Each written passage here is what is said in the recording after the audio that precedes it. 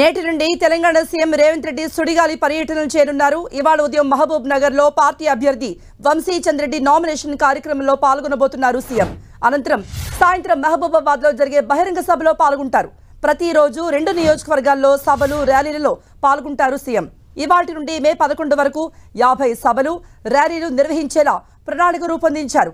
ఈ నెల 20న మెదక్ అభ్యర్థి నీలం మధు నామినేషన్ కార్యక్రమంలో పాల్గొననున్నారు. 21న భువనగిరిలో పార్టీ అభ్యర్థి చామల కిరణ్ నామినేషన్ కార్యక్రమంలో రేవంత్ రెడ్డి పాల్గొంటారు. దీంతో పాటు ఈ నెల 22న ఉదయం ఆదిలాబాద్లో నిర్వహించే బహిరంగ సభలో రేవంత్ రెడ్డి పాల్గొంటారు.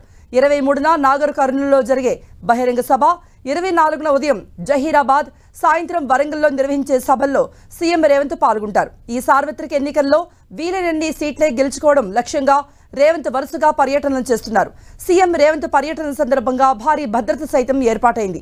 రేపటి నుండి పోలింగ్ వరకు 50 బహిరంగ సభలు ర్యాలీలు నిర్వహించేలా కాంగ్రెస్ నాయకత్వం ప్రణాళికలు రచిస్తోంది. ప్రచారంలో భాగంగా రోజు 2 నియోజకవర్గాల్లో సీఎం సభలు ర్యాలీల్లో పాల్గొనేలా హస్తం పార్టీ హైకమాండ్ ప్లాన్ చేస్తోంది.